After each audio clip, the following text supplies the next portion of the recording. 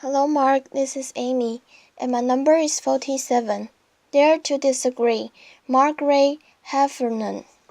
TED Global 2012.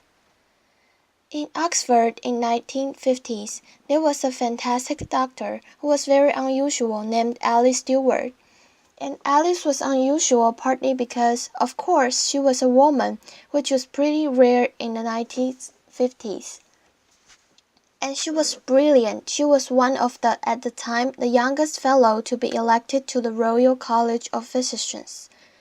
She was unusual too because she continued to work after she got married, after she had kids, and even after she got divorced and was a single parent. She continued her medical work. And she was unusual because she was really interested in the new science, the emerging field of epidemiology, the study of patterns in disease. But like every scientist, she appreciated that to make her mark, what she needed to do was find a hard problem and solve it. The hard problem that Alice chose was the rising incidence of childhood cancer. Most disease is correlated with poverty, but in the case of childhood cancers, the children who were dying seemed mostly to come from affluent families. So what she wanted to know could explain this anomaly. Now Alice had trouble getting funding for her research. In the end, she got just £1,000 from the Lady Tata Memorial Prize. And that means she knew she only had one shot at collecting her data. Now she had no idea what to look for. This really was a needle in a haystack sort of search. So she asked everything she could think of. Had the children eaten boiled sweets? Had they consumed colored drinks? Did they eat fish and chips? Did they have indoor or outdoor plumbing? What time of life had they started school? And when her carbon-copied questionnaire started to come back, one thing and one thing only jumped out with a statistical clarity of a kind that most scientists can only dream of. By a rate of 2 to 1, the children who had died had had mothers who had been X-rayed when pregnant. Now that finding flew in the face of conventional wisdom held that everything was safe up to the point, a threshold. It flew in the face of conventional wisdom, which was huge enthusiasm for the cool new technology of that age, which was the X-ray machine. And it flew in the face of doctors' idea of themselves, which was as people who helped patients. They didn't harm them. Nevertheless, Alice Stewart rushed to publish her preliminary findings in the Lancet in 1956. People got very excited. There was talk of the Nobel Prize, and Alice really was in a big hurry to try to study all the cases of childhood cancer she could find before they disappeared. In fact, she need not have hurried. It was fully 25 years before the British and American medical establishments abandoned the practice of X-raying pregnant women. The data was out there, it was open, it was freely available. But people wanted to know. A child a week was dying, but nothing changed. Openness alone can drive change. So for 25 years, Alice Stewart had a very big fight on her hands. So how did she know that she was right? Well, she had a fantastic model of thinking. She worked with a statistician named George Neely, and George was pretty much everything that Alice wasn't. So Alice was very outgoing and sociable, and George was a recluse. Alice was very warm, very empathetic with her patients. George frankly preferred numbers to people. But he said this fantastic thing about their working relationship. He said, "My job is to prove Dr. Stewart wrong." He actively sought this confirmation. Different ways of looking at her models, at her statistics, different ways of crunching the data in order to disprove her. He saw his job as creating conflict around her theories, because it was only by not being able to prove that she was wrong that George could give Alice the confidence she needed to know that she was right.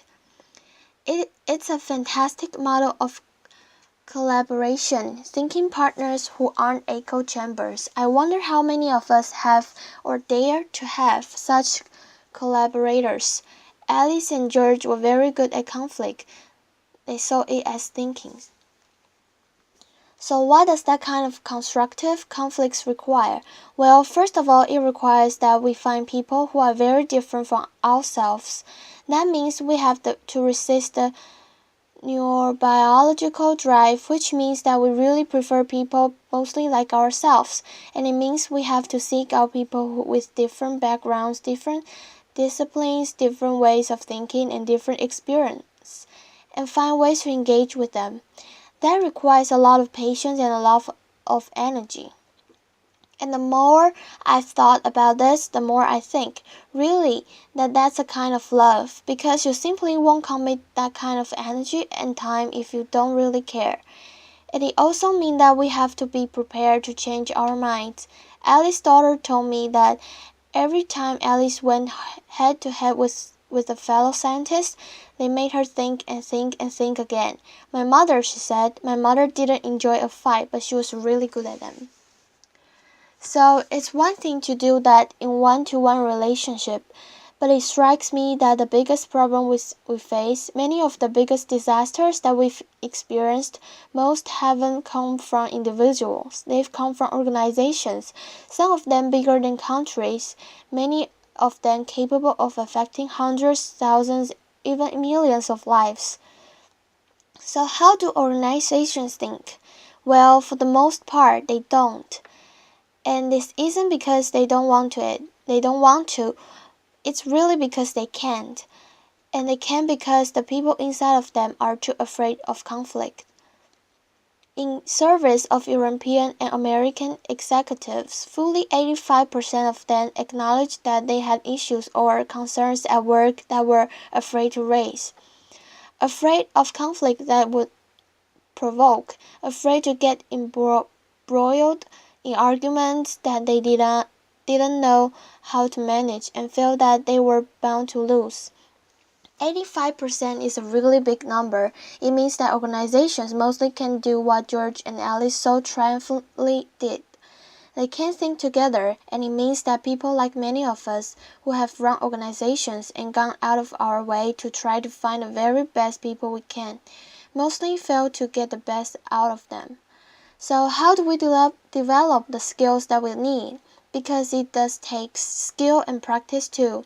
If we aren't going to be afraid of conflict, we have to see it as thinking, and then we have to get really good at it. So recently, I worked with an executive named Joe, and Joe worked for a medical device company. And Joe was very worried about the device that he was working on. He thought that it was too complicated, and he thought that its complexity created margins of error that could really hurt people. He was afraid of doing damage to the patient he was trying to help. But when he looked around his organization, nobody else seemed to be at all worried, so he didn't really want to say anything. After all, maybe they knew something he didn't. Maybe he looked stupid. But he kept worrying about it, and he worried about it so much that he got up to the point where he thought the only thing he could do was leave a job he loved. In the end, Joe and I found a way for him to raise his concerns, and what happened then is what almost always happen in this situation. It turned out everybody had exactly the same question and doubt. So now Joe had Alice. They could think together, and yes, there was a lot of conflict and debate and argument, but that allowed everyone around the table to be creative, to solve the problem, and to change the device. Joe was what a lot of people might think of as a whistleblower, except that like almost all whistleblowers, he wasn't a crank at all. He was passionately devoted to the organization and the higher purposes that the organization served. But he had been so afraid of conflict until finally he became more afraid of silence. And when he dared to speak, He discovered much more inside himself and much more gift in the system than he had ever imagined. And his colleagues don't think of him as a crank. They think of him as a leader. So how do we have these conversations more easily and more often? Well, the University of Delft requires that its PhD students have to submit 5 statements that they are prepared to defend.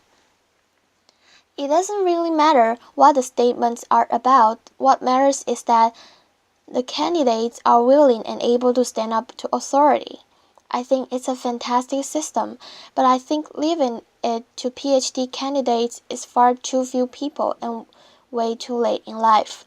I think we need to be teaching these skills to kids and adults at every stage of their development if we want to have thinking organization and a thinking society. The fact is that most of the biggest catastrophe that we've witnessed really come from information that is secret or hidden. It comes from information that is freely available and out there, but that we are willfully blind to because we can't handle, don't want to handle, and conflict that it provokes. But when we dare to break the silence, and when we dare to see and we create conflicts, we enable ourselves and the people around us to do our very best thinking.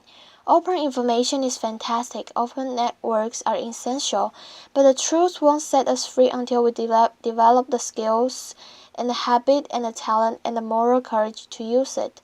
Openness isn't the end, it's the beginning.